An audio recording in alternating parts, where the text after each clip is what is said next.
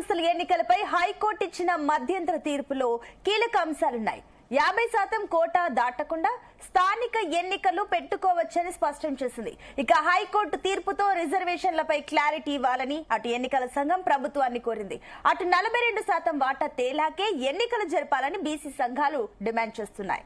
Next ఏం చేయాలన్న దానిపై పార్టీ ముఖ్య నేతలతో సీఎం రేవంత్ రెడ్డి మంతనాలు కూడా జరుపుతున్నారు. మరోవైపు 50% మించి ముందుకు వెళ్తే ఏ కోటైనా అడ్డుపడుతుందని, పాత పద్ధతిలోని ఎన్నికలకు వెళ్తేనే మంచిదని అటు సిబిఐ మాజీ జేడీ లక్ష్మీనారాయణ కూడా సూచించారు. మరి ఈ నేపథ్యంలో ప్రభుత్వం ఏం చేయబోతుంది? హైకోర్టు స్టేపై సుప్రీంకోర్టుకు వెళ్తుందా? పాత రిజర్వేషన్లతో ఎన్నికలు పెడతారన్న అంశం గురించి ఇవాళ డిఎన్ లో డిస్కస్ చేయబోతున్నాం.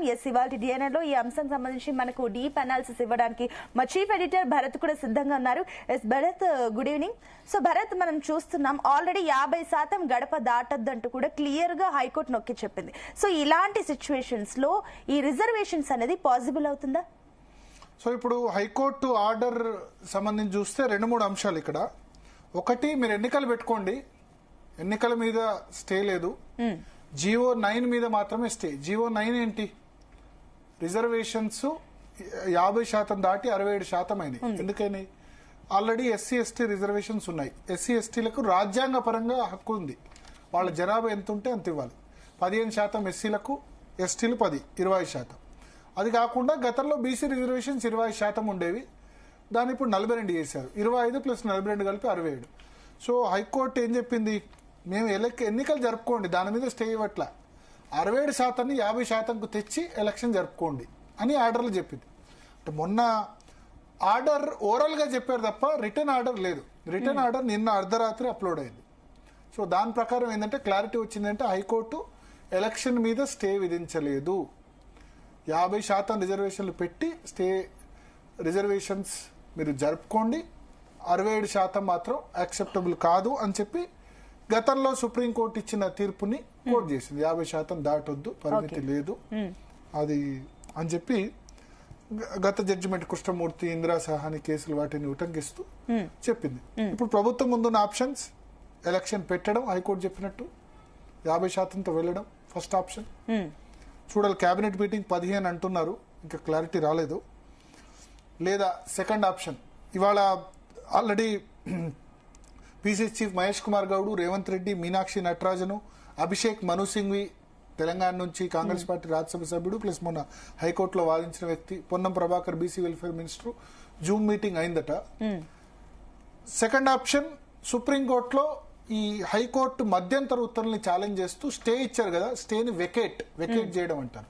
స్టేని వెకేట్ చేయించమని సుప్రీంకోర్టుకు వెళ్ళడం, వెళ్ళి అడగడం, అదొక ఆప్షన్. బట్ సుప్రీంకోర్టు ఇచ్చింది కదా 50% దాటిందని. ట్రిపుల్ టెస్ట్ లో 2 టెస్టులు చేసామని చెప్తున్నారు.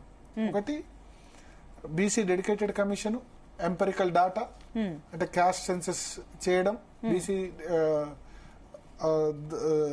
అడక్వేట్ రిప్రజెంటేషన్ లేదు బీసీలకని చెప్పడం, అవన్నీ చేశాం అని వాళ్ళు చెప్తున్నారు. సరే, దాని మీద కూడా అభ్యంతరాలు ఉన్నాయి. థర్డ్ది టెస్ట్ 50% దాటకపోవడం. ఆ 50% దాటడం అన్నది ట్రిపుల్ టెస్ట్ సుప్రీంకోర్టు చెప్పింది. మొన్న మహారాష్ట్ర కేసులో జడ్జిమెంట్ ఇచ్చింది. స్టే మా సుప్రీంకోర్టు వెకేట్ చేయడానికి చాలా తక్కువ అవకాశాలు ఉన్నాయి. అప్పుడు ప్రభుత్వం వెళ్తే గనక, స్టే వెకేట్ చేయమని వెళ్తే గనక, ఇంకా సుప్రీంకోర్టు ఆల్రెడీ చెప్పింది కాబట్టి ఇప్పుడు హైకోర్టులో విచారణలో ఉన్న దానిలో కూడా ఇన్ఫ్లుయెన్స్ పడవచ్చు కదా. సుప్రీంకోర్టు దీన్ని రిజెక్ట్ చేసింది మధ్యంతర ఉత్తర్వులు. లేదా హైకోర్టు పూర్తి జడ్జిమెంట్ అయ్యేంత వరకు వెయిట్ చేయడం. హైకోర్టు నవంబర్కు కేసు వాయిదా వేసింది. నవంబర్ కేసు వాయిదా వేసినప్పుడు ఎంతమంది ఆర్గ్యుమెంట్స్ వినాలి? 30 మంది పిటిషనర్లు ఆర్గ్యుమెంట్ వినాలి. 3-4 రోజులు మొత్తం విచారణ వింటారు. విన్న తర్వాత మళ్ళీ జడ్జిమెంట్, ఈ మధ్యంతర ఉత్తర్వు రాయడానికే 1.5 డే తీసుకున్నారు. పూర్తి జడ్జిమెంట్ రాయడానికి, జడ్జిమెంట్ రిజర్వ్ చేస్తారు, టైం పడుతుంది. అంటే ఈజీగా జనవరి ఫిబ్రవరి పోతుంది. పోతే ఎలక్షన్స్ కండక్ట్ చేయకపోతే మళ్ళా ప్రభుత్వానికి ఏంది ఇబ్బంది? ఆల్రెడీ 20 నెలల ఆలస్యం. గ్రామ పంచాయతీలకు పైసలు లేవు. ఎక్కడి నుంచి పైసలు వస్తాయి గ్రామ పంచాయతీలకు? చాలా మందికి తెలియదు. కేంద్ర ప్రభుత్వం ఇవ్వాలి, రాష్ట్ర ప్రభుత్వం ఇవ్వాలి, కానీ మన రాష్ట్ర ప్రభుత్వాలకు ఇచ్చే అలవాటు లేదు.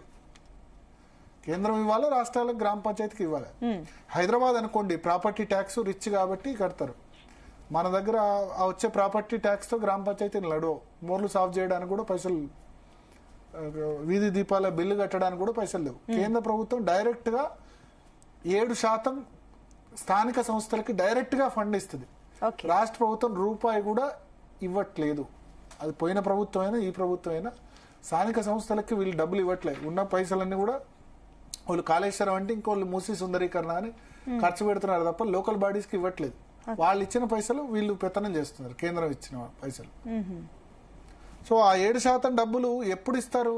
వీళ్ళు లోకల్ బాడీ ఎలక్షన్ స్థానిక సంస్థల ఎన్నికలు కండక్ట్ చేస్తేనే ఇస్తారు. కండక్ట్ చేయకుండా గతంలో 3-4 సంవత్సరాలు కూడా చేస్తుండే ఎలక్షన్, అసలు ఎలక్షన్ పెట్టకుండా సర్పంచ్ లేకుండా చేస్తుండే. కానీ కేంద్ర ప్రభుత్వం ఏం చేసింది? స్థానిక సంస్థలు సర్పంచ్ వార్డు మెంబర్ లేకపోతే మోర్ సాగు చేయమని ఎమ్మెల్యే దగ్గరకు వచ్చి అడుగుతాడు కదా. అందుకని ఏం చేసిందంటే ఒక మంచి నిబంధన అంటే ఎలక్షన్ పెడితేనే మేము కేంద్రం నుంచి ఫండ్స్ ఇస్తాం, టర్మ్ అయిపోయిన తర్వాత ఎలక్షన్ పెడితేనే ఇస్తాం, లేకపోతే ఇవ్వమని చెప్పి 6 నెలలకు మించి పెట్టాలి. 6 నెలలు కాదు, 20 నెలలు అయింది.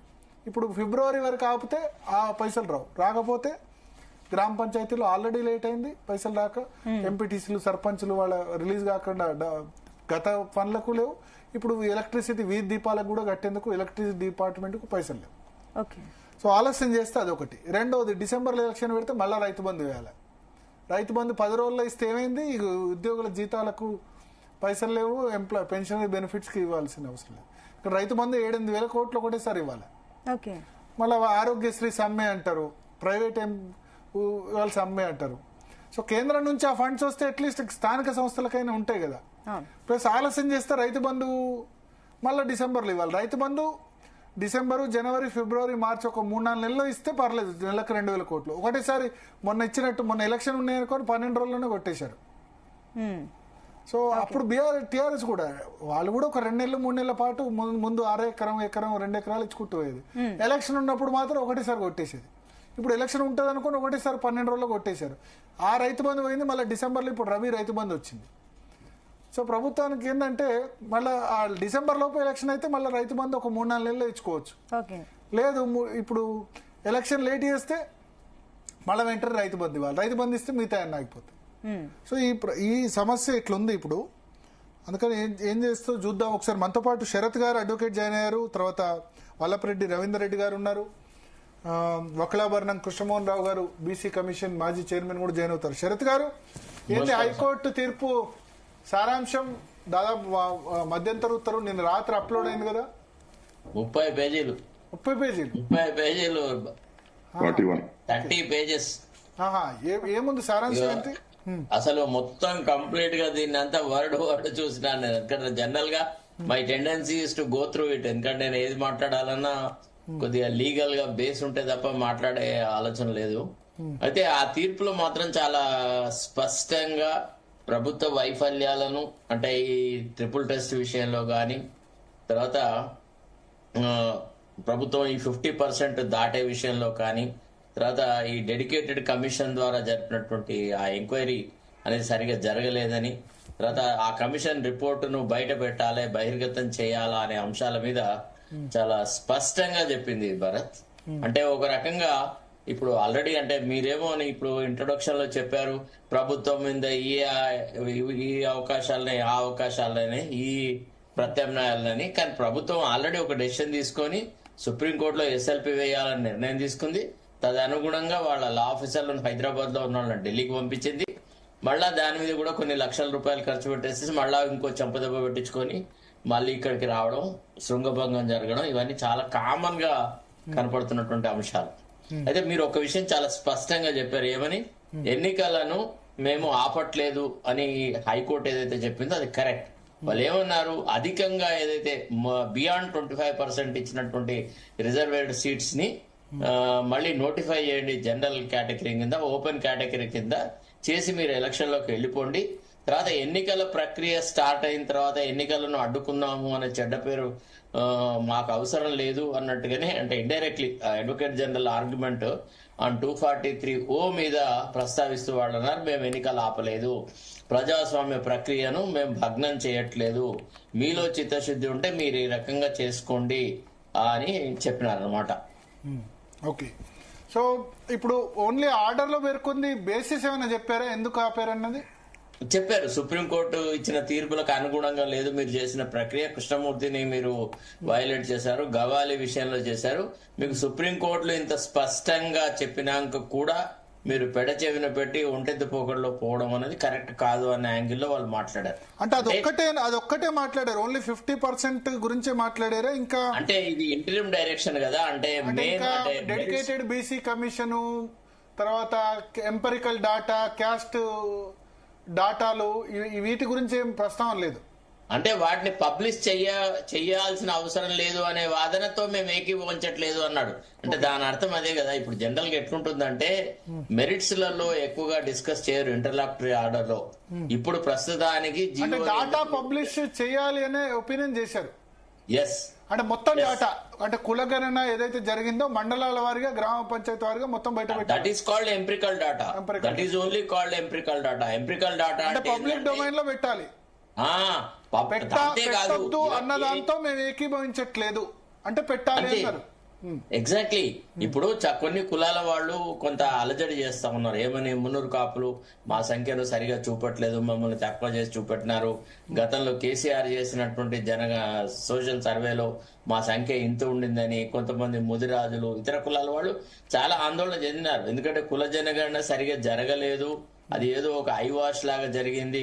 అప్పుడున్నటువంటి ఆఫీసర్లు ఎవరు కూడా, అంటే ఎవరైతే కుల జనగణనలో నిమగ్నమైన అధికారులు ప్రజల దగ్గరికి పోయి వివరాలు తీసుకునే స్థితిలో లేకుండ్రి. ఎందుకంటే ప్రభుత్వం పట్ల అంత వ్యతిరేకత ఉండేది. ఈ రైతు బంధు ఇవ్వకపోవడము, తర్వాత ఇతర సంక్షేమ కార్యక్రమాలు అమలు చేయకపోవడము, తర్వాత మహిళలకు ఇవ్వాల్సిన 2,500 ఇవ్వకపోవడం, వాళ్ళు డైరెక్ట్ గా నిలదీయడమే మొదలెట్టినారు ఈ ఎన్యూమరేషన్ కు పోయినటువంటి ఆఫీసర్లను. సో ఈ ప్రజలతో ఎందుకు అన్నట్టుగా ఇప్పుడు ఖమ్మంలో మనం చూసాం, నల్గొండలో చూసినాం. అంతెందుకండి, వెనుకబడిన జిల్లా మా మంచిర్యాలలో కూడా చాలా సీరియస్ గా ప్రజలు ఆఫీసర్లను నిలదీసినారు.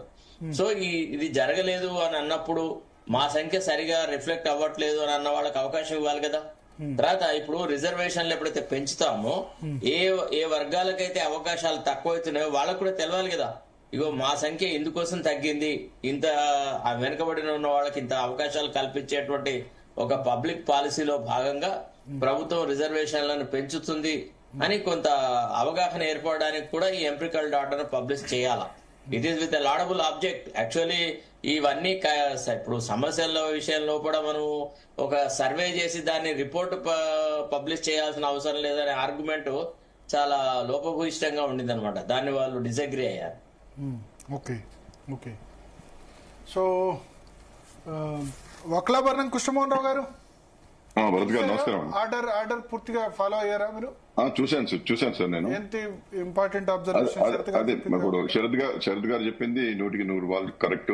మనం గతంలో కూడా చర్చా వేదికల్లో పాల్గొన్నప్పుడు ఈ విషయాలన్నీ కూడా చర్చించినాం. ఈ సమస్యలు ఉత్పన్నమవుతాయి, ఇదంతా కూడా మసిపూసి మారేడుకాయ చేస్తున్నారు, కృష్ణమూర్తిని ఫాలో కాకుండా, వికాస్ కిషన్ రావు గవాల్ని ఫాలో కాకుండా వీళ్ళు ఏ చేసినా నిలబడదని చెప్పేసి, తర్వాత వీళ్ళు భూసాని వెంకటేశ్వరరావు గారి డెడికేటెడ్ కమిషన్ ను ఆమోదించడం చెప్పుకుంటున్నారు.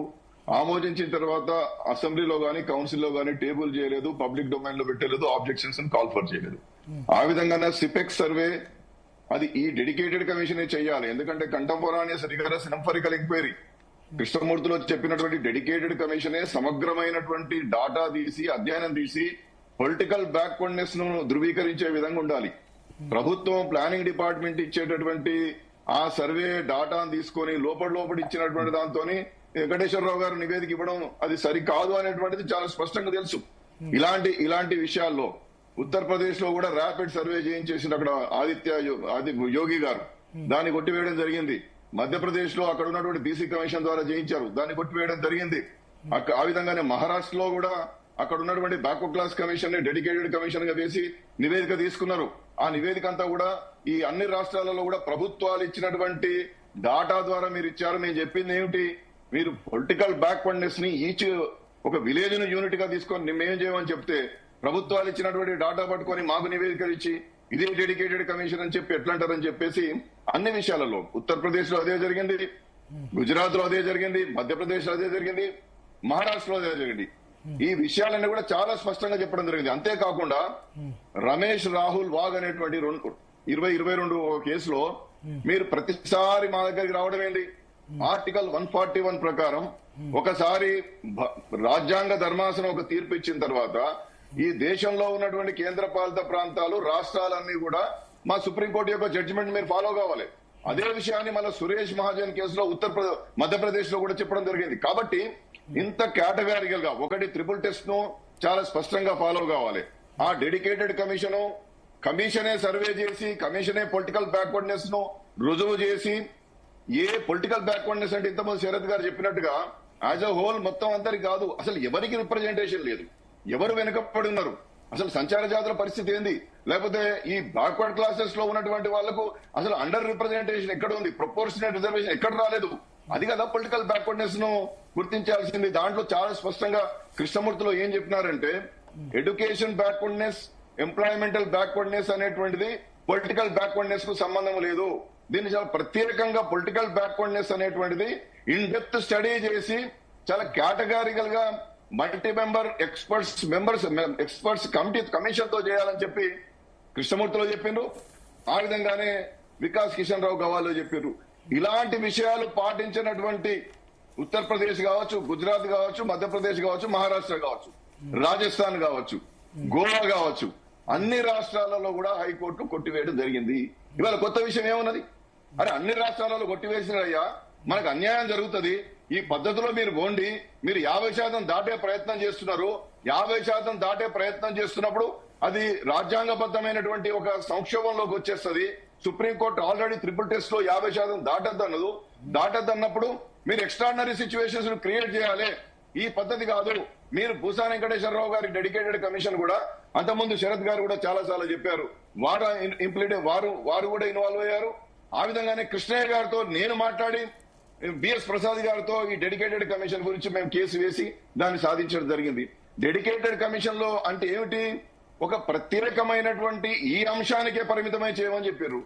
కానీ ఎంత వేగంటే ఒక మాజీ రిటైర్డ్ ఐఏఎస్ ఆఫీసర్ గారిని ఒక ఏకసభ్య కమిషన్ వేసి ఆయనకు టర్మ్స్ ఆఫ్ రిఫరెన్స్ ఇవ్వకుండా, అది కమిషన్ ఆఫ్ ఎంక్వైరీస్ యాక్ట్ 1952 పరిధిలో కాకుండా, ఆర్టికల్ 340 ప్రకారం కాకుండా బీసీ వెల్ఫేర్ నుండి ఒక ఉత్తర్వు ఇచ్చారు. అది దేని పనికి వస్తుంది? శరత్ గారిని అడగండి.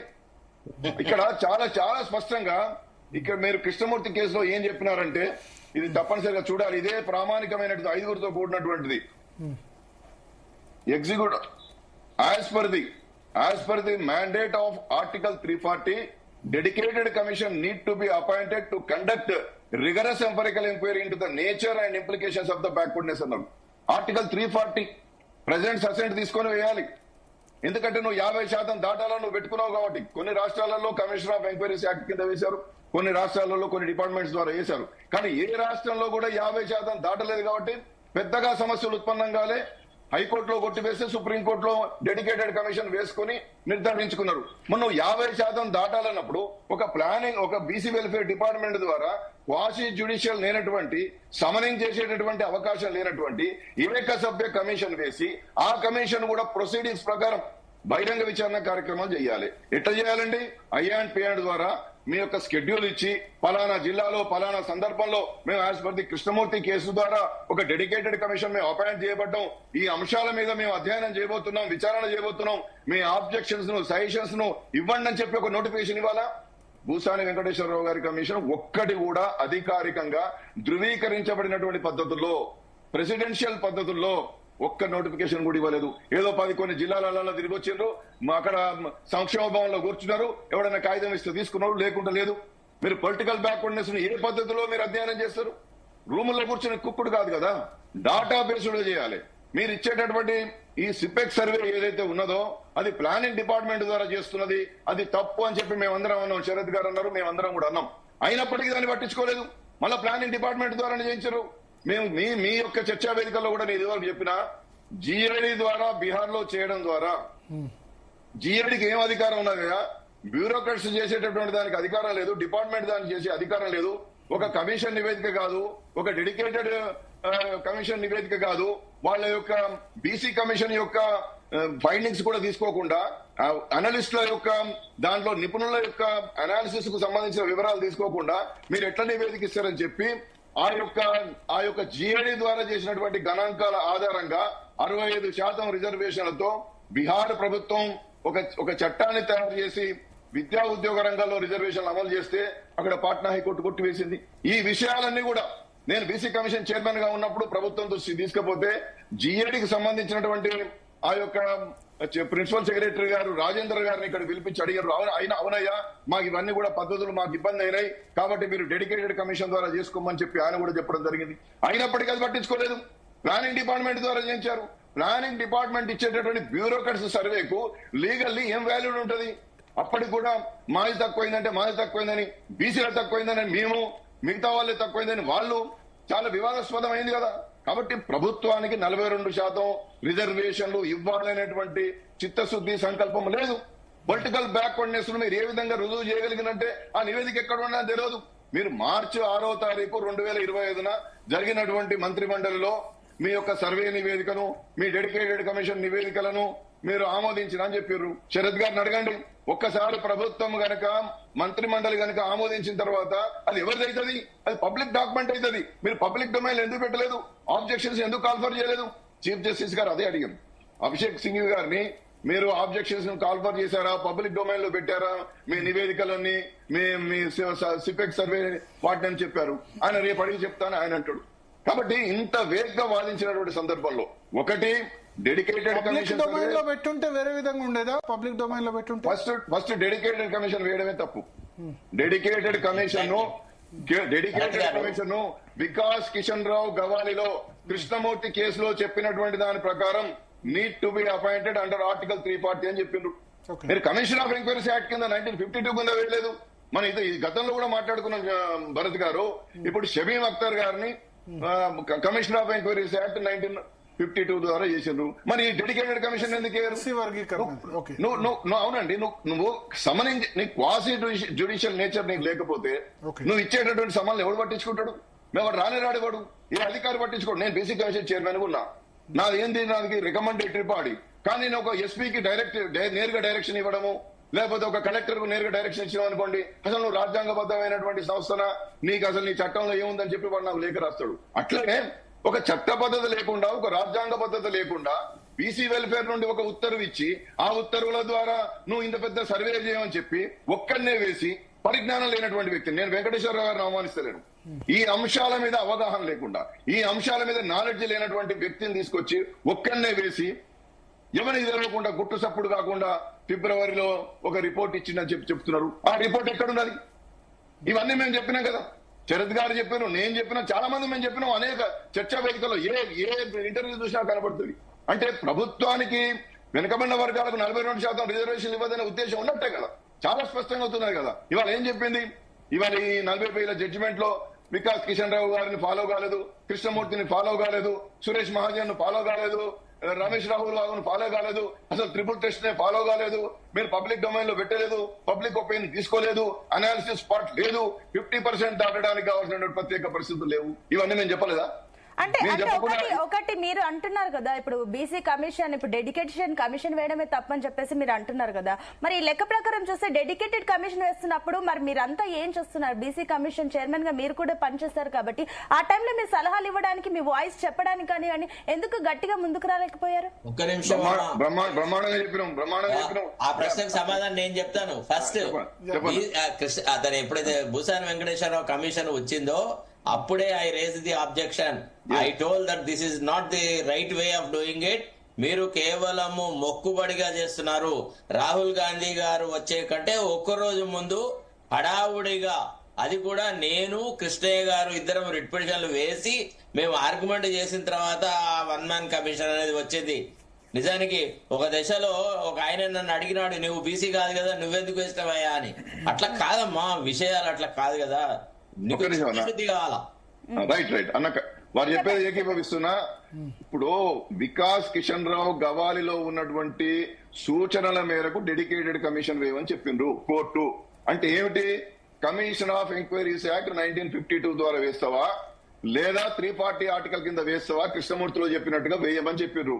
బీసీ కమిషన్ కే ఈ యొక్క పవర్ ను డిజిగ్నేట్ చేసి ఆ పద్ధతిలో ముందుకు పోతున్నప్పుడు ఇది కొంపమనుగుతుంది అని చెప్పి వికాస్ కిషన్ రావు గవాల్లో ఏం జరిగింది అనుకుంటారు? మహారాష్ట్రలో బీసీ కమిషన్ యొక్క చట్టాన్ని మార్చి అక్కడ ఆ బీసీ కమిషన్ నే డిజిగ్నేట్ చేసి డెడికేటెడ్ కమిషన్ చేస్తే కూడా నువ్వు అధికారులు ఇచ్చినటువంటి దాన్ని పట్టుకొచ్చి ఇదే నివేదిక అంటవేందయ్యా? నువ్వు కావచ్చు మాజీ హైకోర్టు జడ్జి కావచ్చు బీసీ కమిషన్ చైర్మన్ గా, కానీ మేము ఏమన్నాం? Dedicated commission need to be appoint under article 340 అని చెప్పినాక బీసీ కమిషన్ కు డిజిగ్నేట్ చేసే అధికారం గవర్నమెంట్ కి ఎవరిచ్చిండు?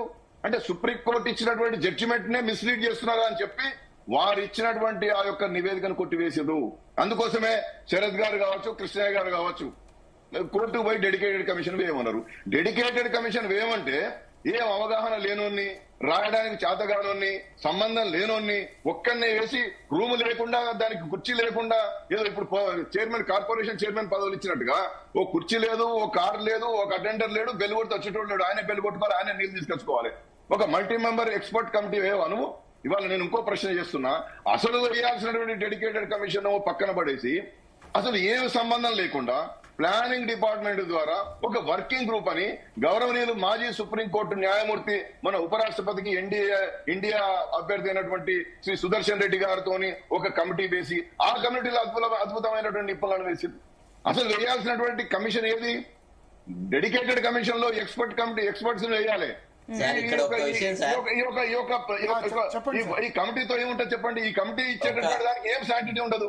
మిత్రమా, ఒక్క విషయము, ఇప్పుడు సపోజ్ నిజంగా మనలో మాట జస్టిస్ సుదర్శన్ రెడ్డి గారు అయితే రిటైర్డ్ చీఫ్ జస్టిస్, వారు ఏకసభ్య కమిషన్ అయితే డెడికేటెడ్ కమిషన్ వేసినారో ఆ రిపోర్టు బ్రహ్మాండంగా వచ్చింది అని కితాబ్ ఇచ్చినట్టుగా ముఖ్యమంత్రి చెప్పినాడు.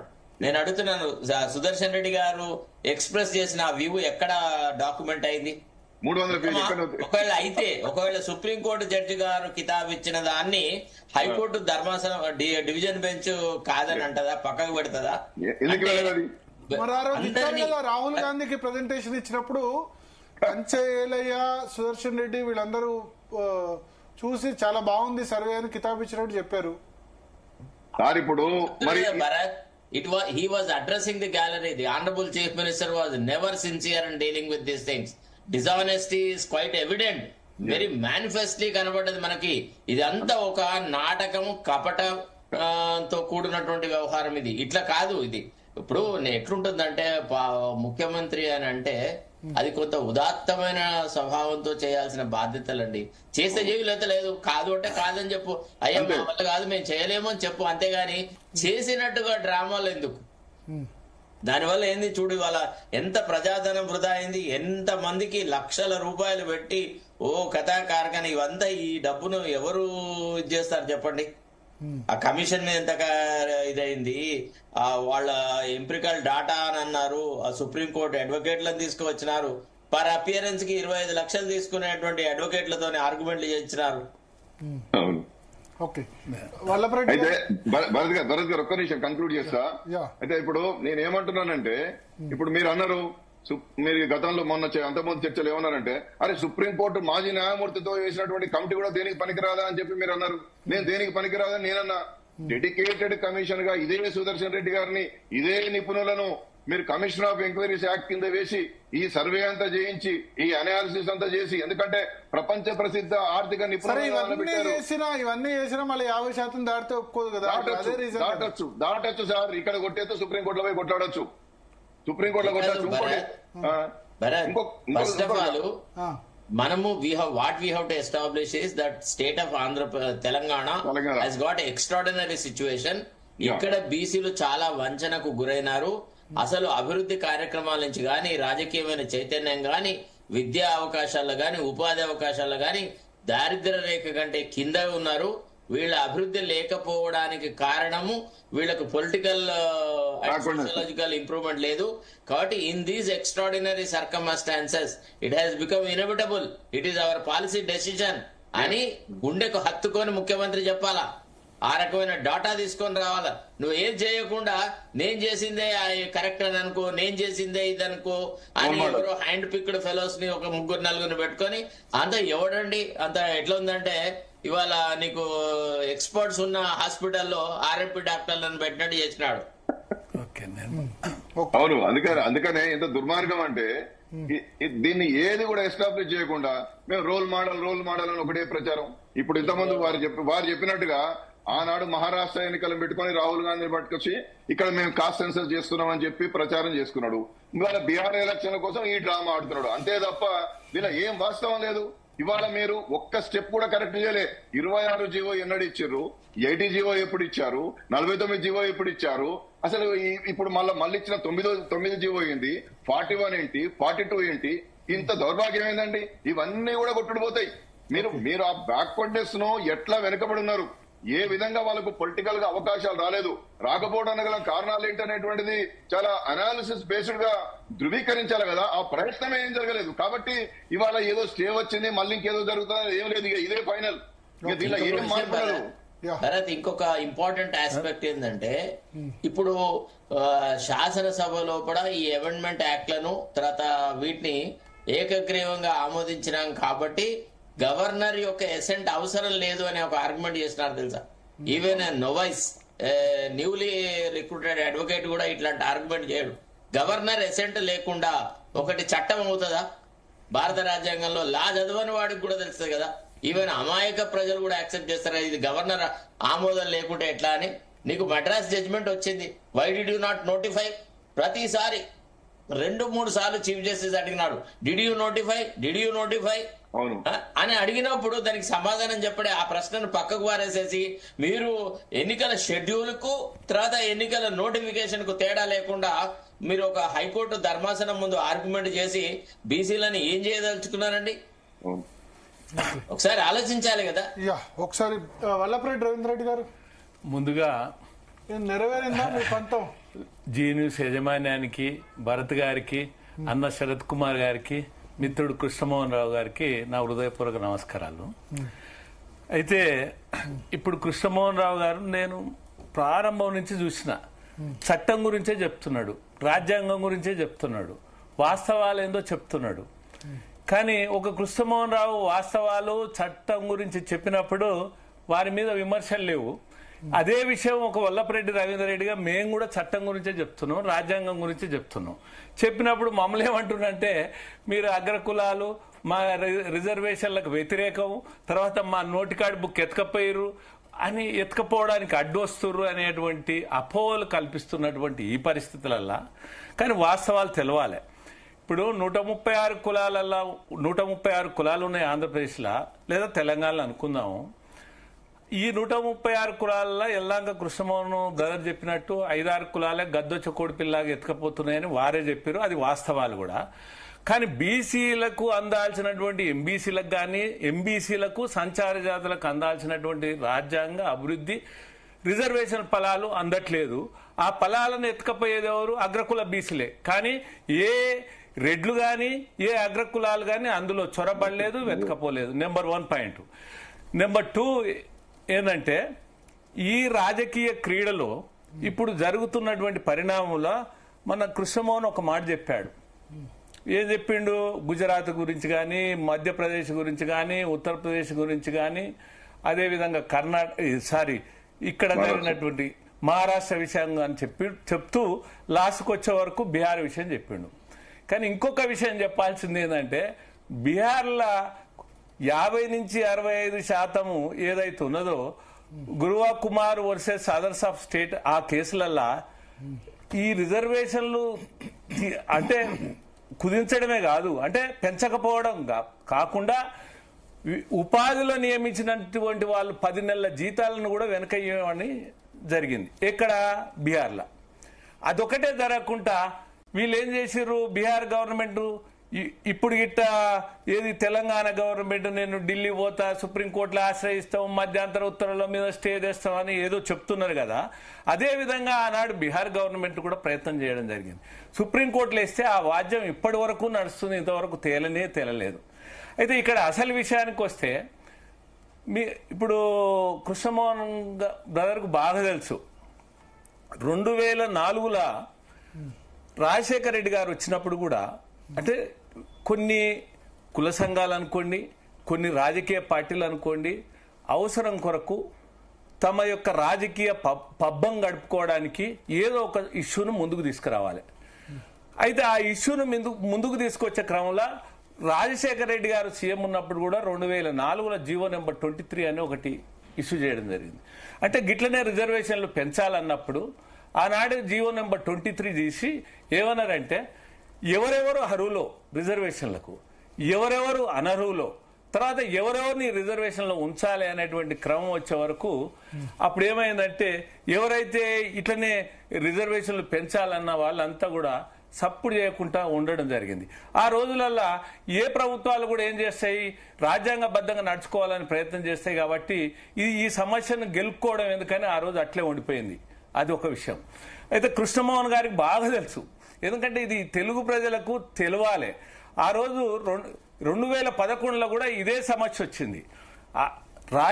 ఆ రోజు కూడా ఎట్లొచ్చింది, విద్యా ఉద్యోగాల్లో 27 నుంచి 50% పెంచాలనేది కిరణ్ కుమార్ రెడ్డి గారి గవర్నమెంట్లో ఇదే సమస్య వచ్చింది. ఆనాడు వచ్చినప్పుడు కూడా ఇదే కృష్ణమోహన్ గారు కూడా నేను ఒక వల్లభరెడ్డి రవీందర్ రెడ్డిగా వారు నేను ఇది బాబు జగజీవనరావు హాల్లో జస్టిస్ సుబ్రహ్మణ్యం ఇదే ఇప్పుడు ఎల్లంక కృష్ణమోహన్ గారు అన్నట్టు బహిరంగ రిజర్వేషన్ల పెంపు, బహిరంగ విచారణ, అభ్యంతరాల స్వీకరణ అనేది ఒక నోటిఫికేషన్ ముందే నోటిఫికేషన్ ఇచ్చి అది పబ్లిష్ చేసి ఆ రోజు చేయడం జరిగింది. ఆ చేసిన క్రమంలో వివిధ వ్యక్తుల అభ్యంతరాలు ఇవ్వడం జరిగింది. వివిధ వ్యక్తుల అభ్యంతరాలు ఇచ్చినప్పుడు నేను కూడా ఆ రోజు ఆ జస్టిస్ సుబ్రహ్మణ్యం కమిటీ ముందర ఇవ్వడం జరిగింది. అంటే మేము రిజర్వేషన్లకు పెంచడానికి వ్యతిరేకం కాదు, రిజర్వేషన్లు అనేది రాజ్యాంగ స్ఫూర్తితో ఉండాలి, రాజ్యాంగ బద్ధంగా ఉండాలి. కాబట్టి ఎవరికి అర్హులకో వాళ్ళకే ఇవ్వాలి. కాబట్టి మీరు ఏదైతే సుప్రీంకోర్టు కేసులు ఉన్నాయో, అదేవిధంగా ఏదైతే మండల్ కమిషన్ నివేదిక ఉందో దాని అనుసారంగా మీరు రిజర్వేషన్ను తేల్చండి అని నేను కూడా ఆ రోజు ఇవ్వడం జరిగింది. జస్టిస్ సుబ్రహ్మణ్యం 28 జనవరి 2011 నాడు ఇస్తే ఆ రోజు ఏమైంది, కృష్ణమోహన్ గారు కానీ నేను కానీ అందరం కిరణ్ కుమార్ రెడ్డి ముఖ్యమంత్రిని ఆ రోజు ఉన్నటువంటి డి శ్రీనివాసు, బొత్స సత్యనారాయణ అందరూ కలవడం జరిగింది, ఆర్ కృష్ణయ్య గారు అందరూ. అయితే ఆ రోజు జరిగిన సమస్య ఏంటంటే కిరణ్ కుమార్ రెడ్డి గారు ఒకటే చెప్పాడు ముఖ్యమంత్రి, నేను అంటే ఆ రోజు కూడా తెలంగాణ ఆ రోజు ఉమ్మడి రాష్ట్రాన్ని ఏమన్నారు, మేము అగ్నిగుండంగా మారుస్తామన్నారు. ఈ బీసీ రిజర్వేషన్లు పెంచకపోతే అగ్నిగుండంగా మార్చమన్నారు. తర్వాత అదే విధంగా మేము ఎవరిని నడవనీయమన్నారు, అగ్రకులాలను అసలు ఊర్లలోనే ఉంచమన్నట్టు. అట్లే ఇదే విధంగా విద్వేషాలు ఆనాడు కూడా రగిలిన సందర్భంలో ఆనాడు కిరణ్ కుమార్ రెడ్డి దగ్గర జరిగినటువంటి చర్చలల్లా అంటే నేను ఎందుకు చెప్తున్నా కృష్ణమోహన్ గారు ఈ రోజు కాదు ఆ రోజు కూడా చట్టం గురించే చెప్పిండు. ఆ రోజు ఎవరికి, కిరణ్ కుమార్ రెడ్డి. ఒకసారి చరణ్ కౌశిక్ గారు జాయిన్ అయ్యారు, ఒక్క నిమిషం, ఎందుకంటే మళ్ళీ ఇది సబ్జెక్టు మధ్యలో ఆగుతుంది. అయితే ఆ రోజు కూడా కిరణ్ కుమార్ రెడ్డి గారు నాకేం అభ్యంతరం లేదు, రిజర్వేషన్లు అర్హులు ఎవరికో వాళ్ళకు అందే విధంగా నాకు రిజర్వేషన్లు పెంచే అధికారం లేదు, కానీ సిఫారసు చేసే అధికారం ఉంది. అర్హులు అనర్హుల జాబితాను తయారు చేసేందుకు శాస్త్రీయంగా ఉంది, దాన్ని బట్టి ముందుకు పోదాము. ఇది రాజకీయాలకు అతీతంగా చేద్దామన్నప్పుడు అప్పుడు కూడా ఎవరైతే ఉవ్వెత్తున ఉద్యమించినటువంటి ఆనాడు ఉన్నటువంటి సంఘాలు కూడా మళ్ళీ నెక్స్ట్ డే కిరణ్ కుమార్ రెడ్డి బీసీలకు వ్యతిరేక అన్నారు, అది అక్కడనే పెట్టేశారు. అయితే ఇది 29 జనవరి 2011 నాడు మీరు ఏ పేపర్లలో కొట్టినా ఏ టీవీలలో కొట్టినా ఇదే చర్చ. అంటే నేను ఎందుకు చెప్పదలుచుకున్నంటే ఈరోజు కరెక్ట్ సబ్జెక్టు మొదటి నుంచి చట్టం గురించి కృష్ణమోహన్ రావు గారు చెప్తారు. ఎందుకంటే దీనివల్ల జరిగే పర్యవసనాలు ఆనాడు ఈనాడు ఎప్పుడు చెప్తూనే ఉండు. నేను ఒకటి హర్షించదగ్గ పరిణామం. ఇక రెండవది, ఈ రాజకీయ క్రీడల అంటే ఒక పార్టీ నేను రిజర్వేషన్లు పెంచుతా నేను మాటిచ్చానడం, తర్వాత ఒక పార్టీ ఎందుకు పెంచవు నేను కూడా సమ్మతి ఇచ్చినా అని ఇంకొక పార్టీ చెప్పడం, అదే విధంగా ఇంకొక పార్టీ చెప్పడం, ఈ క్రీడల ఈ తెలంగాణ అభివృద్ధి ఎక్కడ పోయింది అంటున్నా, ఎట్లా ఆగిపోయింది? ఒకసారి చరణ్ కౌశిక్ గారు ఏం చేయబోతున్నారు? వాళ్ళ ఆర్డర్ కాపీ కూడా వచ్చింది నేను రాత్రి. మళ్ళీ అవకాశం ఇవ్వాలి, ఎందుకంటే చాలా సబ్జెక్టు అంటే చర్చ ఇంకో 5 minutes టైం మాత్రమే ఉంది. ఎందుకంటే చరణ్ కౌశిక్ గారు, ఎందుకంటే కృష్ణమోహన్ గారు లైన్ లో ఉన్నాడు కాబట్టి చెప్పండి. త్వరలోనే కేబినెట్ సమావేశపరిచి కేబినెట్ లో చర్చించిన తర్వాత, అదే కాకుండా ఆర్డర్ కాపీలో ఉన్నటువంటి అంశాల మీద న్యాయ నిపుణులతో సలహా తీసుకున్న తర్వాత రాష్ట్ర ప్రభుత్వము అవసరం అనుకుంటే సుప్రీంకోర్టు తలుపులు తట్టడానికి సిద్ధమైతా ఉంది.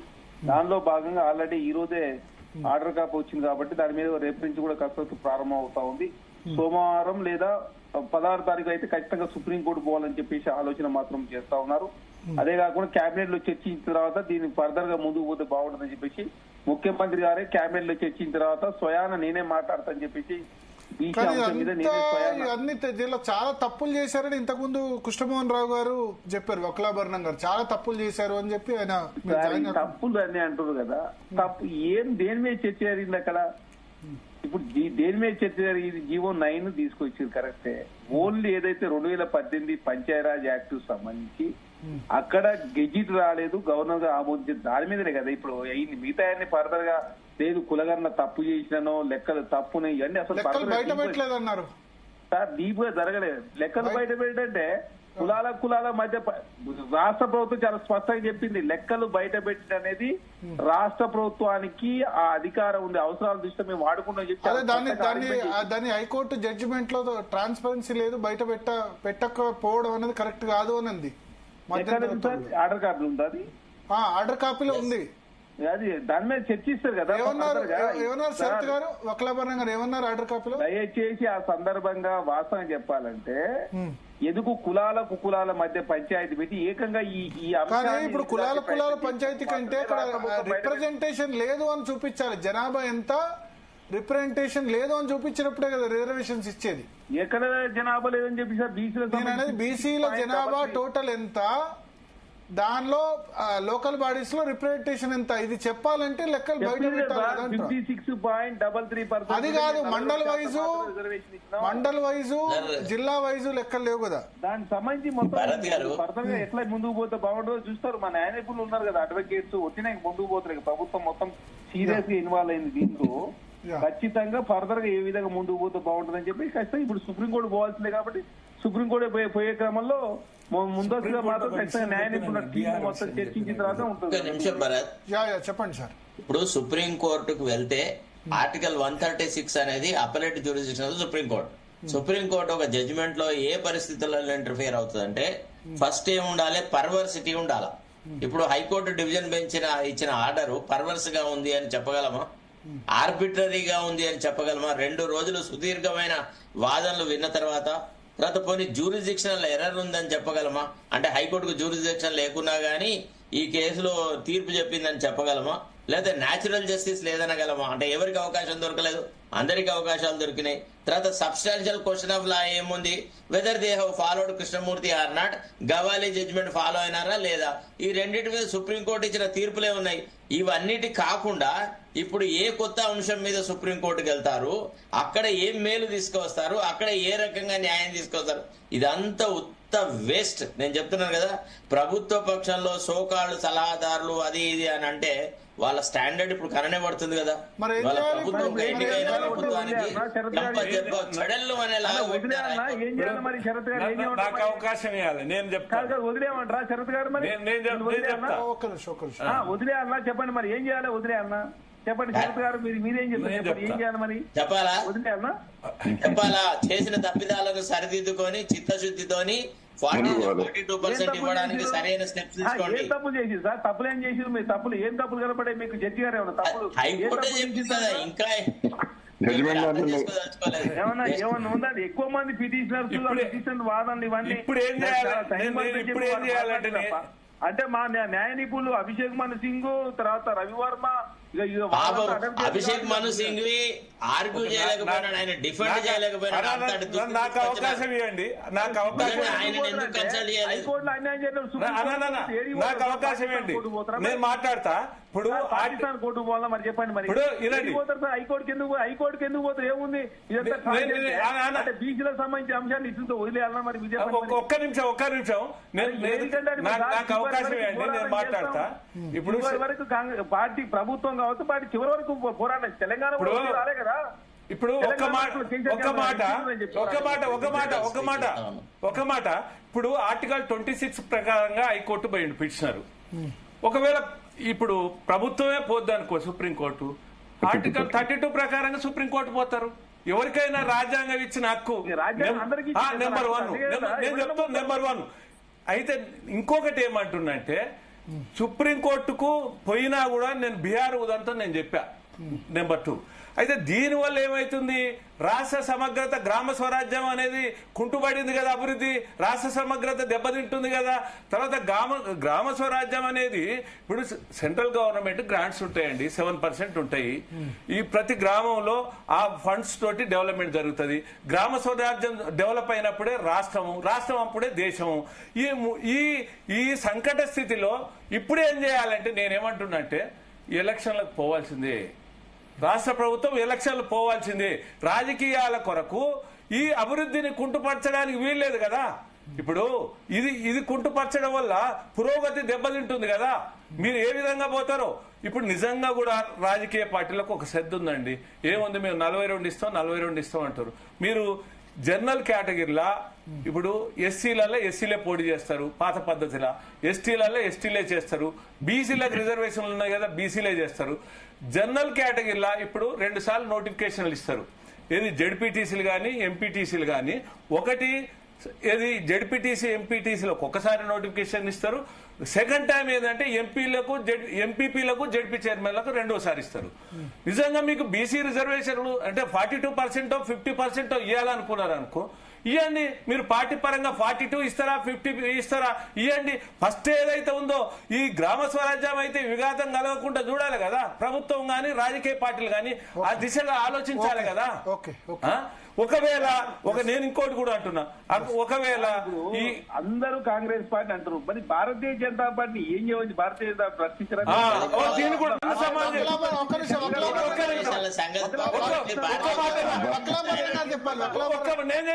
నేను చెప్తా ఒక మాట. భారతీయ జనతా పార్టీ చెప్పండి.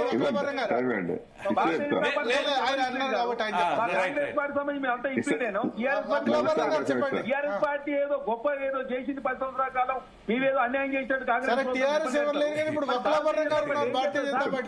బిల్లు పాస్ అవుతుంటే చెప్పండి. చరణ్ కౌశిక్ గారు ఒక్క భారతీయ జనతా పార్టీ ఒత్తిడి అదే అందుకని అడుగుతున్నా. వక్లాభరణం గారు చెప్పండి. వక్లాభరణం ఇప్పుడు సార్ న్యాయస్థానాల్లో ఏం ఒత్తిడి తీసుకొస్తారు సార్?